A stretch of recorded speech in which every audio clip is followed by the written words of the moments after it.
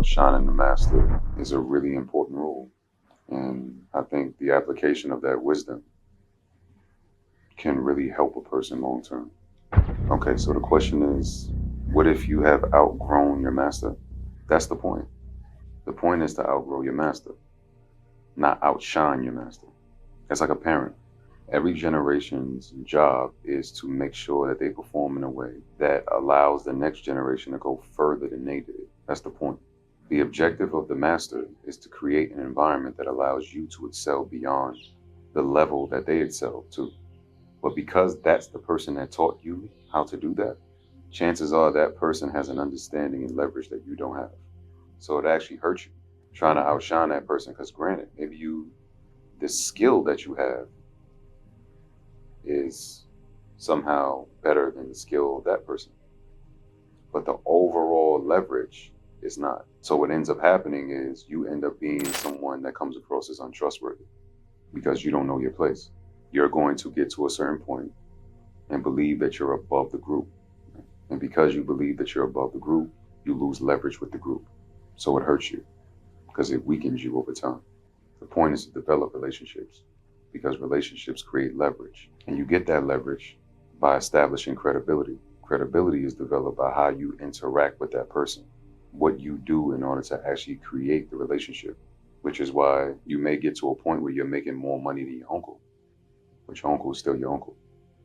Why? Because your uncle was the springboard that you used to get to a level to make that money. Had that person not been there, you wouldn't be where you were.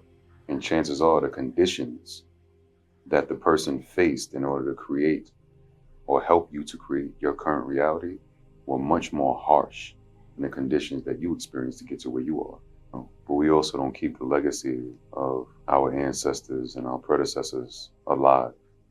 And that's something that we can really work on.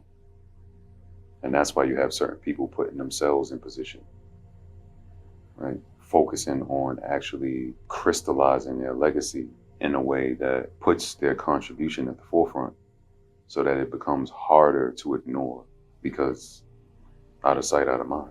What that approach of being rebellious is rooted in is making sure that you have an opportunity or trying to create the opportunity to carve out a name for yourself.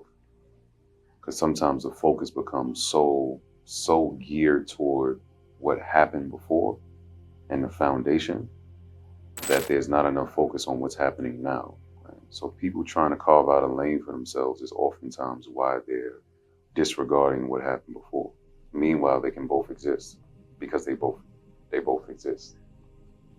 So I also think that we can do a better job at communicating that and celebrating ourselves entirely, so that we don't feel like it's you or me. It's us. It's always us. Always. Not really, because you're not in the same barrel. Crab in a barrel mentality is when it's like everyone in this generation is in this barrel. People from the previous generation are not in that barrel with you. They already have their experience. They already made it out of the barrel. They made it out of the barrel during their time. Now it's your time and you're in the barrel. And you're trying to make it out. And what the people who have made it out are trying to do is let you know that you shouldn't be in a barrel to begin with. So let's try to create an infrastructure so that you don't end up in a barrel. That's part of making sure that we behave in a way where the next generation has it easier, has it better, so that they can go further. So I think it's happening. I definitely think that we are, from a generational perspective, we're creating easier lives for the next generation, for sure. I think from that perspective, we are doing a pretty good job, especially considering the circumstances, considering where we came from. I think that we're doing a really good job. Of course, there's room for improvement. Of course, there are isolated incidents where this may not necessarily seem true, but overall, I do believe that it is true. And I think that we're doing a pretty good job. The disgruntled elderly could do a better job at offering guidance, for sure, and less criticism, or at least match the criticism, the amount of criticism with guidance, without being asked, without having to be asked. Because oftentimes we're not asking for the criticism. They offer the criticism willingly. So I think that perhaps there's quite a bit of room for improvement, but also offering the guidance, or keeping both guidance and criticism to themselves. But a way for us to reframe that is understanding that it's all helpful, and also respecting the elderly more, because perhaps that's what leads to them being disgruntled. Having made these sacrifices that are not being acknowledged, and because they're not acknowledged, the actual people who made the sacrifices are disrespected. And one of the ways that they're disrespected is by being ignored completely. And that goes back to the youth trying to carve out a lane for themselves. It goes back to focusing on the now. It goes back to out of sight, out of mind. And the necessity to actually honor our ancestors, not allowing their names to die, not allowing their contribution to go overlooked. Because there's a lot of great coming from everyone's lineage.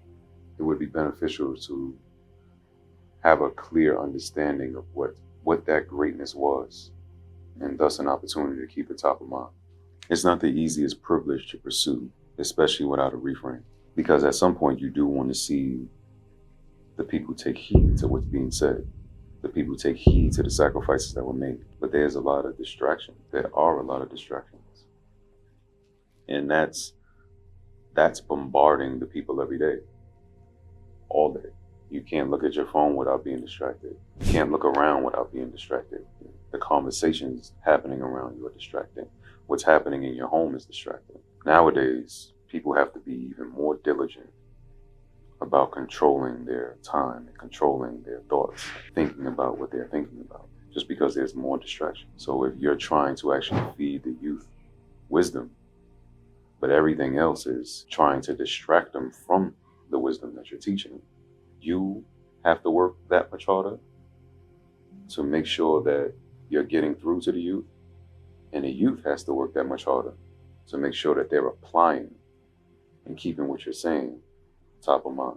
And because oftentimes the youth doesn't know how to do that and still be youthful, still go party, still go do whatever, they don't. But that doesn't mean that it didn't resonate.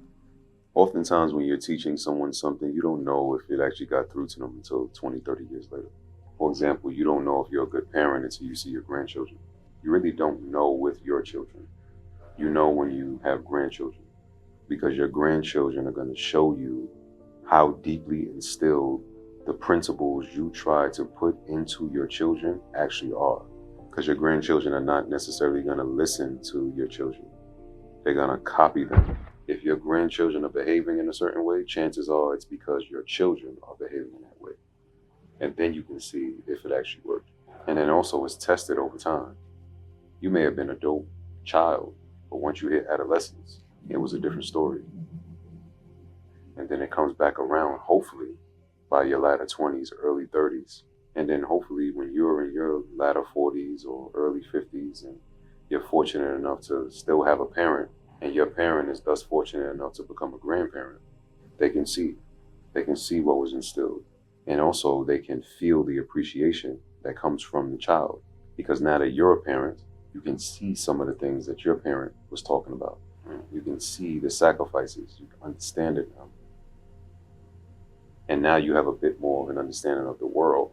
You can also respect how they stood in your life, what it must have taken for them to stand that way in your life. Because you're also conscious now that it was much harder when they were raising you than it is for you now raising a child. Sometimes we forget that our parents had lives before they had us, and that contributes to how they parent us.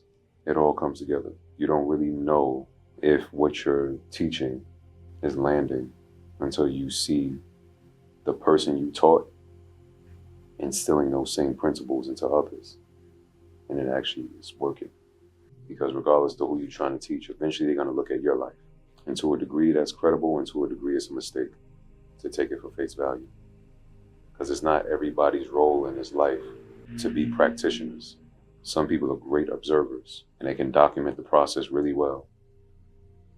And because they've seen generation after generation after generation come and go, they have quite a bit of wisdom, although they themselves may not have done very much.